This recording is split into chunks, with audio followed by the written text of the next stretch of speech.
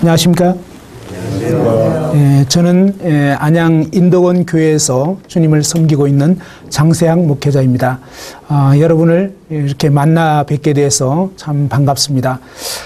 이번에 저는 이제 5차례에 걸쳐서 이 성경적인 복음이 무엇인가, 그리고 이 복음을 통해서 우리가 어떻게 영원한 하나님 나라에 들어갈 수 있는지 여러분과 함께 살펴보고자 합니다.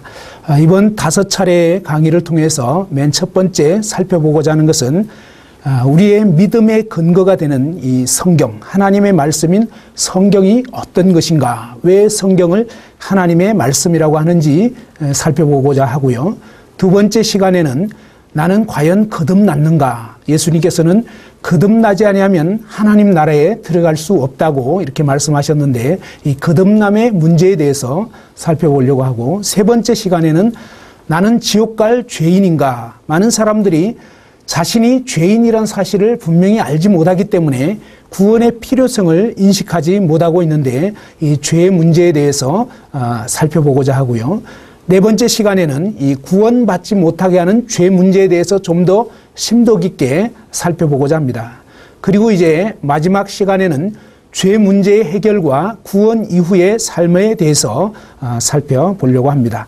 그러면 이제 오늘 첫 번째 시간으로 우리 믿음의 근거가 되는 이 성경에 대해서 함께 상고해 보고자 합니다.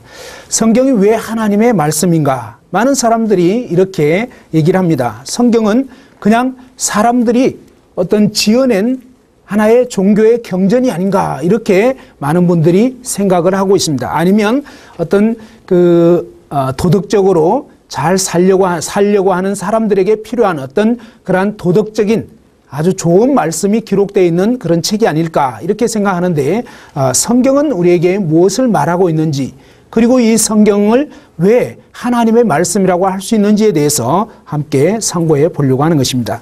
자, 먼저는 이 로마서 10장 17절 말씀을 한번 보시겠습니다. 신약성경 로마서 10장 17절 말씀에 보면 제가 읽겠습니다.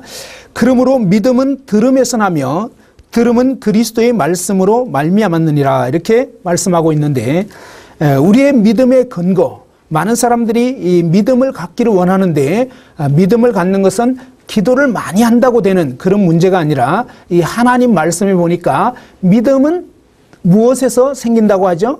이 들음에서, 그죠? 이 들음에서. 근데 무엇을 들어야 되느냐? 많은 분들이 그냥 목사님 설교 말씀을 많이 듣고 그러는데, 이 성경은 어떻게 알려주고 있냐면, 바로 이 들음은 그리스도의 말씀, 다시 말해서 이 하나님의 말씀인 우리가 이 성경을 잘 살펴볼 때 이 성경을 통해서 바른 믿음을 가질 수 있다고 알려주는 것입니다. 그리고 마태복음 5장 18절에는 예수님께서 이렇게 말씀하셨는데, 이 온 천지가 없어지기 전에는 율법의 1.1획도 결코 없어지지 아니하고 다 이루리라, 이렇게 말씀하고 있습니다. 이 하나님의 말씀, 특별히 이 율법의 말씀은 이 천지가 없어지기 전에는 결코 그 1.1획도 바뀔 수 없고 그대로 이루어진다고 말씀했습니다. 하나님 말씀은 결코 변개함이 없는 것을 보여주고 있는 것입니다. 그리고 또한 마태복음 24장 35절에는 보면 천지는 없어질전정 내 말은 없어지지 아니하고 다 이루리라, 이렇게 주님께서 말씀을 하셨습니다. 그리고 이제 이 사람들이 죽게 되면 이 하나님의 심판대 앞에 서야 되는데, 그때 심판을 받는 근거가 무엇인가 할 때 요한복음 12장 48절에 보면은 예수님께서는 내가 한 그 말이 마지막 날에 그를 심판하리라, 이렇게 말씀하고 있습니다. 우리가 심판받을 때에도 결국은 이 하나님의 말씀, 예수 그리스도의 말씀이 우리를 심판하게 된다고 합니다. 그렇기 때문에 우리가 이 성경을 통해서 과연 내가 바른 믿음을 갖고 있는가, 그리고 또 어떻게 하면 참된 구원을 받을 수 있겠는가, 이런 문제가 참 중요한데, 오늘 이 시간에는 첫 시간이기 때문에 성경이 과연 하나님의 말씀인가, 이 부분에 대해서 한 6가지 정도로 성경이 하나님 말씀인 이유에 대해서 살펴보려고 합니다. 자, 그러면 좀 전에 말씀드린 것처럼 흔히 사람들이 생각할 때 이 성경은 그냥 사람들이 쓴 것이 아닌가. 그런데 왜 하나님의 말씀이라고 하느냐 하는 이 부분에 대해서 함께 생각해 봅시다. 첫 번째, 성경이 하나님 말씀인 이유는 뭐냐면 성경 자체가 그렇게 증거하고 있기 때문입니다. 다 같이 한번 디모데후서 3장 14절에서 16절 같이 한번 찾아서 읽어보도록 하겠습니다. 자, 디모데후서입니다. 예, 디모데후서 3장 14절에서 16절까지 말씀입니다. 신약성경 346페이지입니다. 제가 읽겠습니다.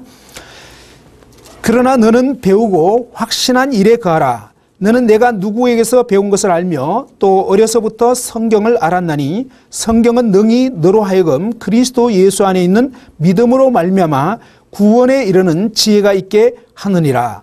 16절에 보시면 모든 성경은 하나님의 감동으로 된 것으로 교훈과 책망과 바르게 함과 의로 교육하기에 유익하니 이렇게 말씀하고 있습니다. 우리가 이 디모데 같은 경우는 자신이 누구에게서 배운 것을 알고 또 그 배우고 확실하게 믿은 사실에 거하라 이렇게 사도 바울이 권고하고 있습니다. 그런데 15절에 보면 또 어려서부터 이 디모데가 성경을 알았는데 성경은 능히 너로 하여금 그리스도 예수 안에 있는 믿음으로 말미암아 구원에 이르는 지혜가 있게 한다 이렇게 알려주고 있습니다. 무엇이 구원에 이르는 지혜가 있게 한다고요?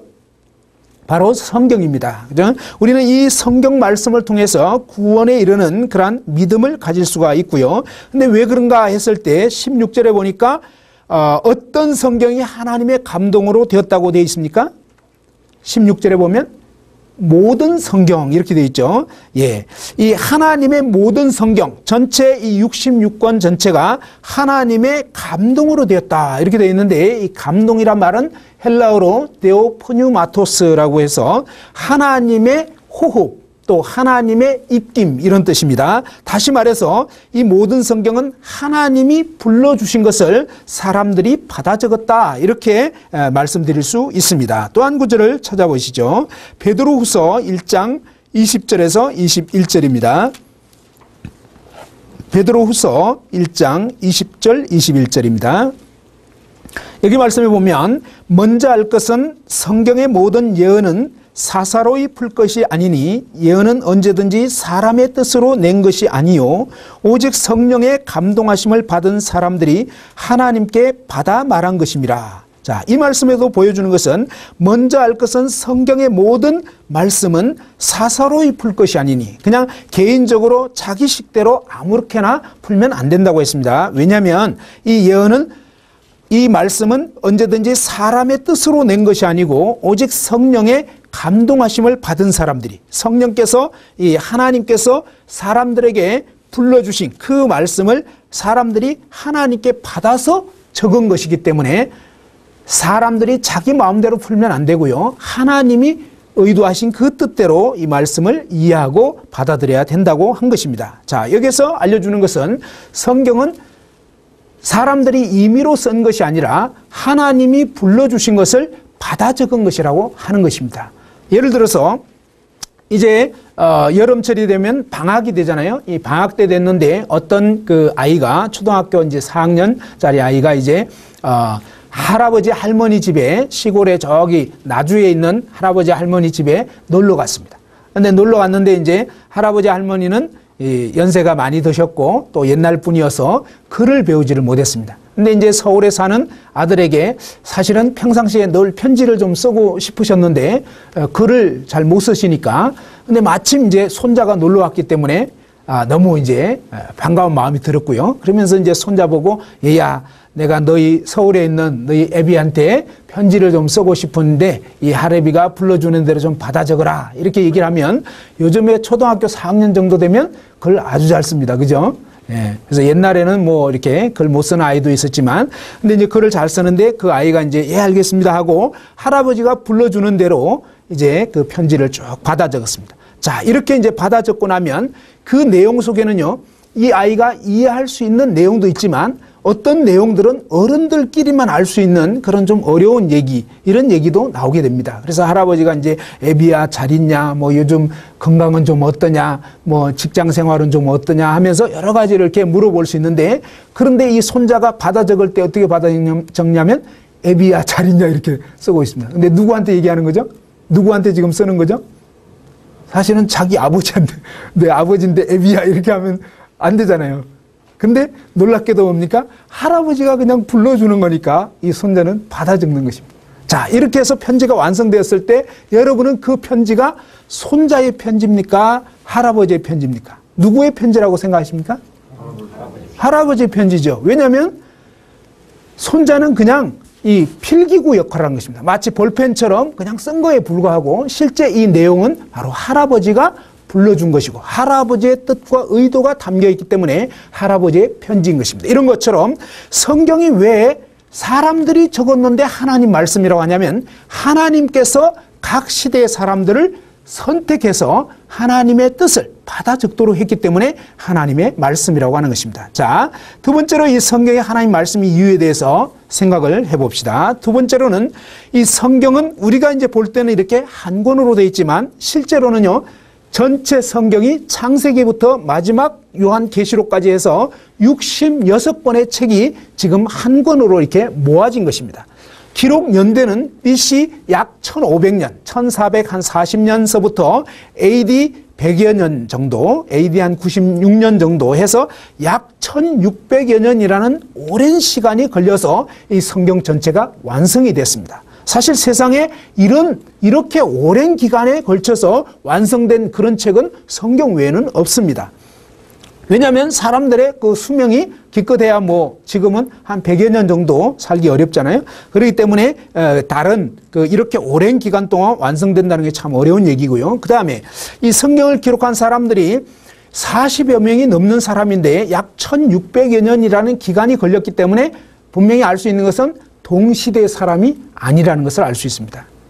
아주 오래전 뭐 우리로 치면 이조 시대 사람, 아니면 통일 신라 시대 사람, 아니면 고려 시대 사람, 이런 식으로 굉장히 시대가 다른 사람들이, 그 다음에 다양한 신분을 가진 사람, 어떤 사람은 왕도 있었고요, 또 어떤 사람은 하나님께 제사 지내는 제사장, 이런 사람도 있었고요. 또 어떤 사람들은 농사를 짓는 농부도 있었고 물고기를 잡는 어부들도 있었습니다. 이 직업이 굉장히 다양했고요. 그 다음에 그 살아간 그 시대가 또한 이렇게 굉장히 다양한 이런 사람들이, 그러니까 서로 함께 만나서 의논할 수가 없습니다. 근데 각자가 뭡니까? 하나님이 그 시대에 불러서 하나님의 말씀을 받아 적겠는데, 만일에 이렇게 서로 만나서 의논도 못하고 또 직업도 다르고 이런 사람들이 어떤 글을 썼다면 상식적으로 생각해 보면 이 글 내용은 서로 일치하거나 뭔가 통일성을 가질 수 없을 것입니다. 그죠?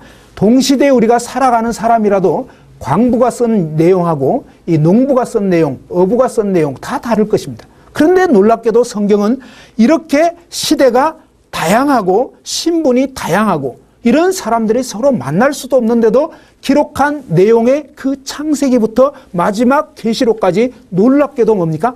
통일성이 있다는 것입니다. 이 통일성을 통해서 이 성경은 사람들이 쓴 그런 내용이 아니라 하나님께서 각 사람들을 불러서 하나님이 쓰게 했기 때문에 이 내용이 일치가 되는 것을 알 수가 있습니다.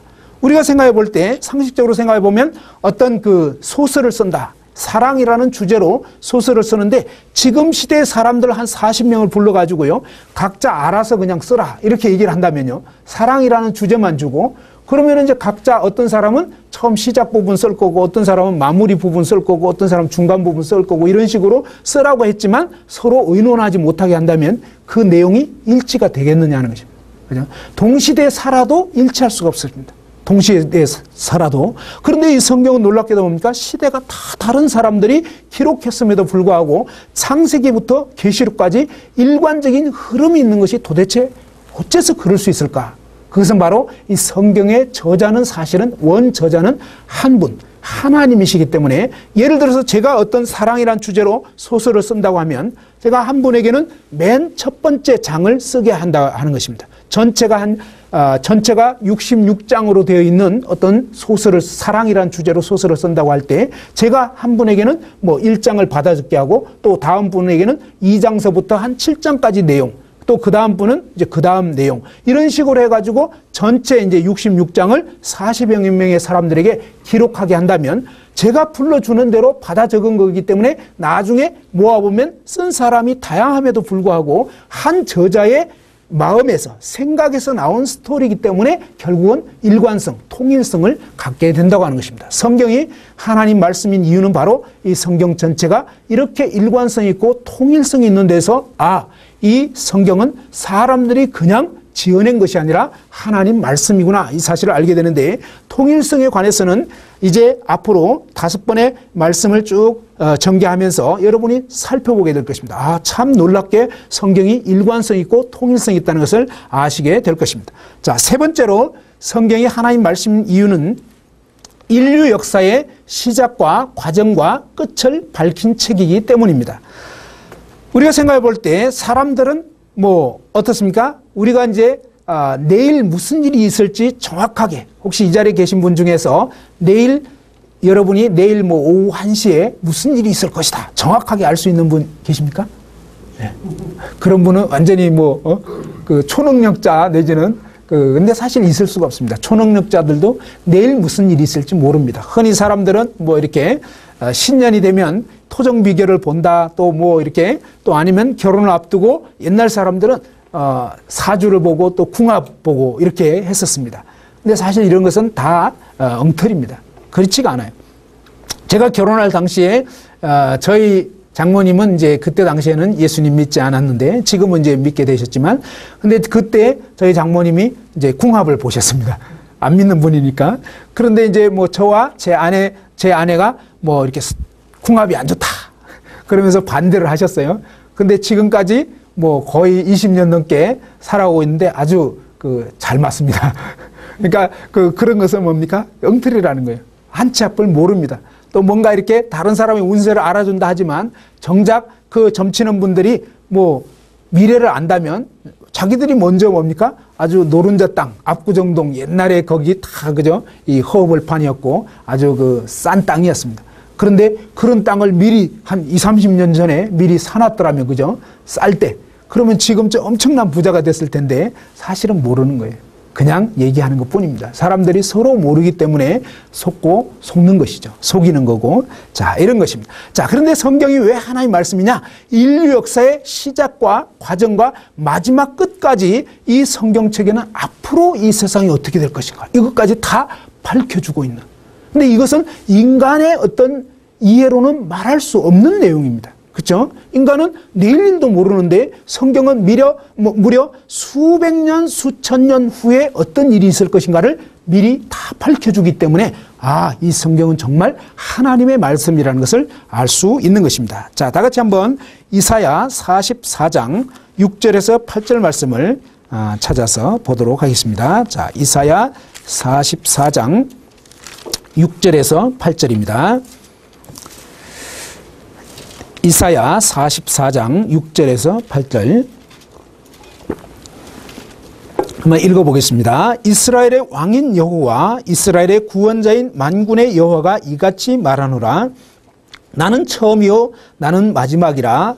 나 외에 다른 신이 없느니라. 내가 옛날 백성을 세운 이후로 나처럼 외치며 알리며 나에게 설명할 자가 누구냐. 있거든 될 일과 장차 올 일을 그들에게 알릴지어다.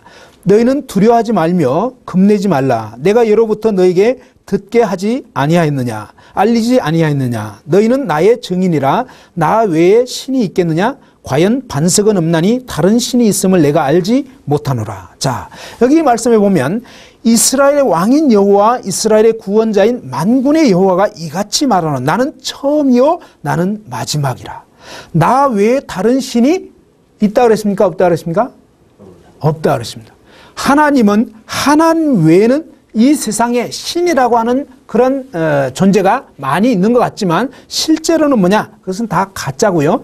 하나님께서는 나 외에는 다른 신이 없다, 이렇게 분명하게 말씀하고 있습니다. 그러면서 그 근거로 말씀하는 것이 7절에 나와 있는데요. 내가 옛날 백성을 세운 이후로, 그죠? 하나님께서 이 세상 가운데 우리 인간을 창조한 그때부터 나처럼, 하나님처럼 외치며 알리며 또 설명할 자가 있냐 이것입니다. 있다면 될 일과 장차 올 일을 또한 얘기를 해보라고 했습니다. 정말 신이라면 미래까지 다 얘기해보라고 하는 것입니다. 그런데 아까 말씀드린 것처럼 점치는 사람이라 할지라도 미래를 알 수가 없는 것입니다. 미래는 사실은 하나님 외에는 알 수 없는 것입니다. 그런데 하나님께서는 영원자이시기 때문에 과거, 현재, 미래가 하나님에게는 그냥 한눈에 보이는 것과 같습니다. 그 영원자이신 하나님께서 우리 인간에게 앞으로 어떻게 될지, 또 아주 옛날에는 어떻게 이 세상이 시작되었는지 이런 부분을 성경에서 분명하게 알려주고 있기 때문에 이것은 사람들의 어떤 지식으로 알 수 있는 내용이 아닌 하나님의 말씀인 것을 알 수 있다고 하는 것입니다. 또 이사야 46장 9절과 10절도 보시면 이렇게 되어 있습니다.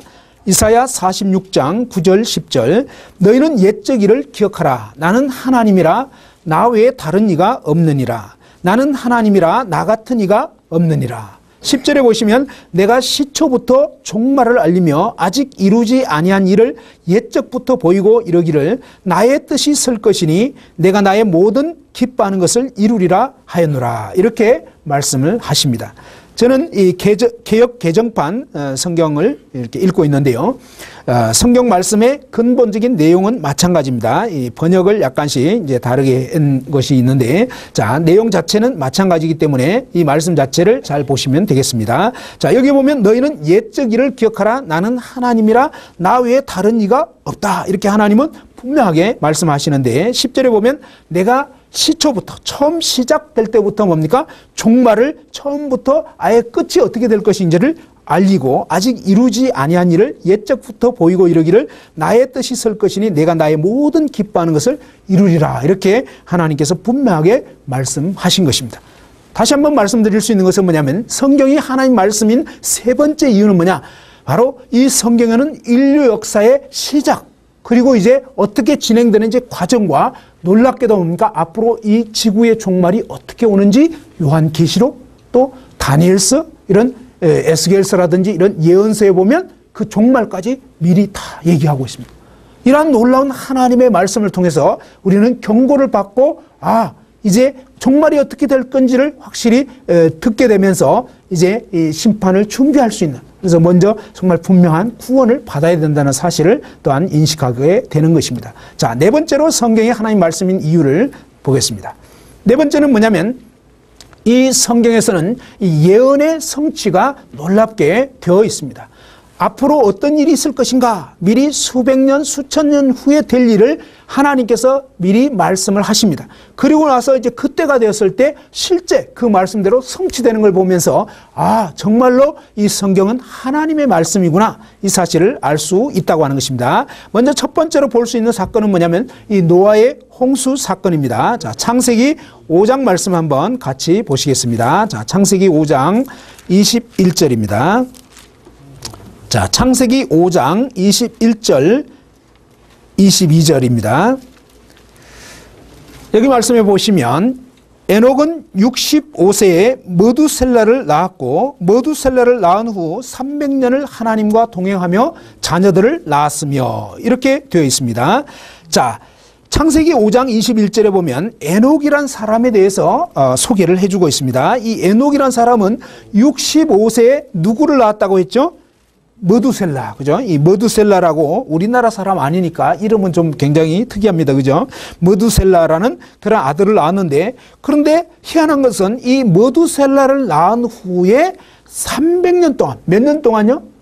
300년 동안 하나님과 동행하며, 이 하나님과 동행한다는 것은 하나님과 함께 걸었다 이런 뜻인데, 그 의미는 뭐냐면 바로 하나님과 함께 하나님 앞에서 깨어서 살았다.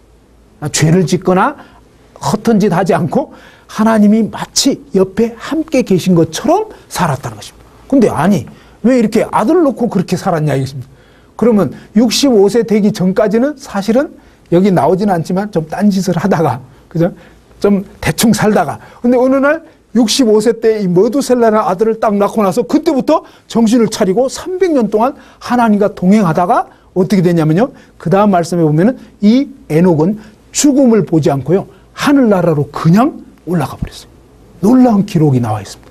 근데 여기서 참 희한한 것은 아니 왜 이 머두셀라라는 아들을 놓기 전까지는 그러지 않았는데 놓고 나서는 그렇게 살았느냐 하면서 이 부분에 대해서 연구를 성경학자들이 해보니까 놀랍게도 뭡니까? 이 성경에 나와 있는 이름들은요 다 의미가 있습니다. 이 이름은 그냥 지은 것이 아니라 각 아이의 이름, 각 그 아들의 이름 지을 때 보면 어떤 뜻이 담겨 있는데 사실은 이 에녹이 65세에 아들 놓을 때 왜 머두셀라라는 이름을 짓게 됐냐면요. 하나님께서 그에게 알려주셨다고 볼 수 있습니다. 머두셀라 이름이 뜻이 있는데 그 뜻이 뭐냐면 그가 죽으면 심판이 온다. 한번 따라서 해보죠. 그가 죽으면 심판이 온다. 심판이 온다. 예, 하나님께서 희한하게 뭡니까? 이 아들을 놓을 때 머두셀라라고 이름을 지으라고 했는데 그 아들이 죽으면 세상에 심판이 온다는 것입니다. 자, 이런 경고를 받게 된 에녹은 그때부터 뭡니까? 아들 태어나자서부터 언제 이 아들이 죽을지 모르잖아요. 일찍 죽을지, 중간에 죽을지, 아니면 오래 살다가 죽을지 모르니까 그때부터 계속 정신을 차리고 이제 하나님과 동행하는 삶을 살다가 300년 동안 동행하다가 하늘나라로 죽음을 보지 않고 그냥 올라가게 됐습니다. 자, 그런데 하나님께서 에녹에게 이렇게 머두셀라가 죽으면 심판이 온다고 그렇게 알려주셨는데 과연 그렇게 됐는지 어떤지 한번 보십시다. 자, 창세기 5장 25절 한번 보시죠. 거기 보시면 머두셀라는 몇 살에 누구를 낳았다고요? 187세에 라멕을 놓았다 그랬습니다. 187세에.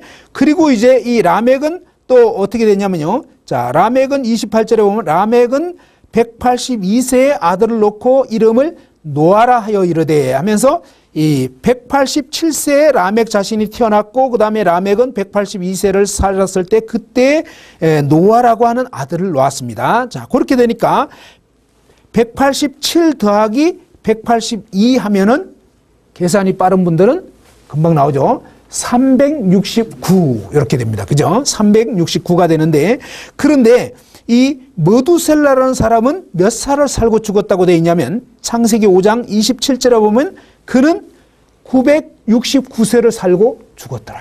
자, 머두셀라는 969세를 살고 죽었는데요.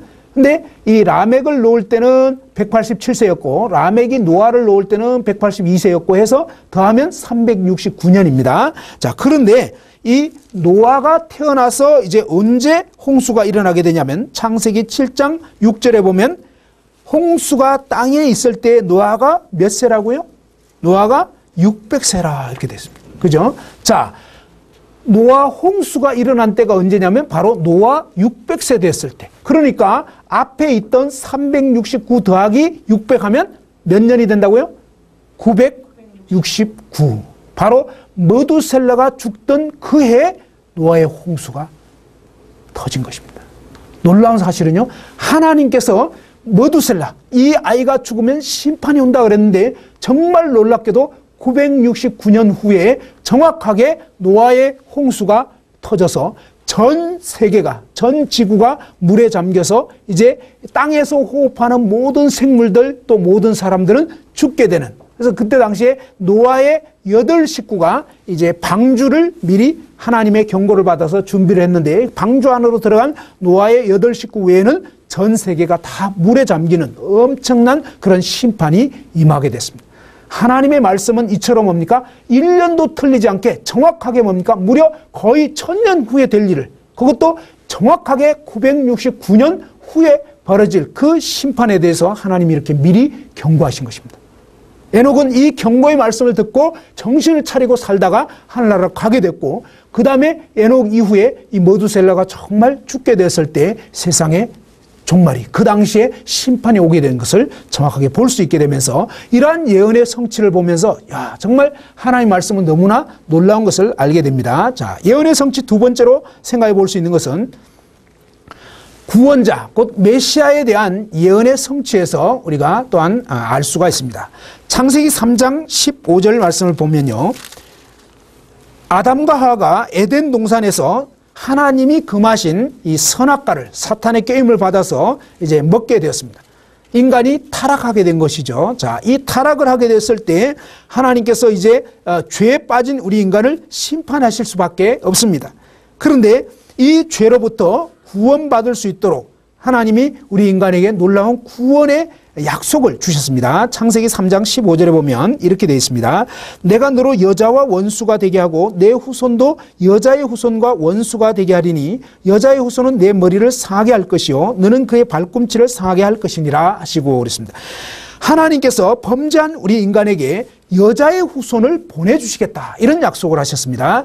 그런데 하나님께서 참 놀라운 말씀하셨는데 사실 아담 이후의 모든 사람은 남자의 후손입니다. 다시 말해서 아버지의 씨를 받아서 어머니의 몸속에서 10개월 동안 기르게 되고요. 그 다음에 이제 뭡니까? 태어나서 또 어머니가 이제 기르게 되는 것입니다. 모든 사람은 아담 이후의 모든 사람은 다 이 아버지의 씨를 받아서 남자의 후손으로 태어나게 되는데 하나님께서 희한한 말씀을 하셨습니다. 여자의 후손, 남자의 씨를 받지 않는 아담의 유전한 죄를 받지 않고 이 세상에 그냥 여자의 몸만 빌려서 이 세상에 올 존재가 있는데 그가 바로 사탄의 머리를 깨뜨려 버린다 이렇게 말씀하신 것입니다. 자, 이러한 이 하나님의 약속, 그 구원에 대한 약속이 이제 좀 더 구체적으로 나타나 있는데 이사야 7장 14절에 보면 나와 있습니다. 자, 아까 성경의 통일성에 대해서 말씀드렸는데 창세기 3장 15절 말씀이 이제 다른 기자가 기록한 이 이사야서에 보면 보다 더 구체적으로 나타나 있습니다. 이사야서 7장 14절에 보면 그러므로 주께서 친히 징조를 너희에게 주실 것이라. 보라, 처녀가 잉태하여 아들을 낳을 것이요 그의 이름을 임마누엘이라 하리라 그랬습니다.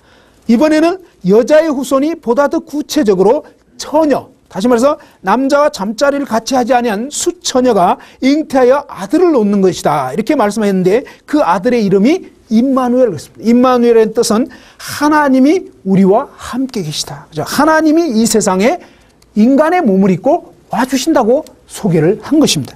그리고 이제 이사야 9장 6절에 보면 좀 더 구체적으로 이해할 수 있는 말씀이 또 나와 있습니다.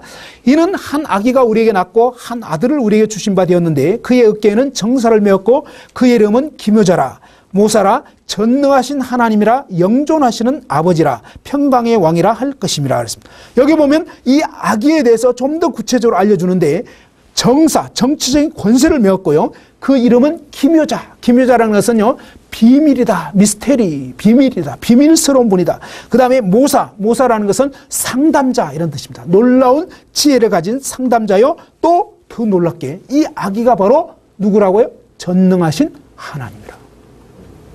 인간 상식으로는 이해할 수 없는 놀라운 이 하나님의 약속의 말씀. 어떤 아들이 이 세상에 오게 되는데 처녀의 몸을 빌려서 오게 되는데 그 아들이 바로 전능하신 하나님이고 영존하시는 아버지고 평강의 왕이다. 이렇게 알려주고 있습니다. 이런 놀라운 예언의 말씀이 이제 신약 마태복음 1장 21절에 보면 보라 처녀가 잉태하여 아들을 낳을 것이 하면서 실제적으로 보니까 예수 그리스도가 이 땅에 인간의 몸을 입고 오시는 그런 장면으로 연결이 되는 것입니다.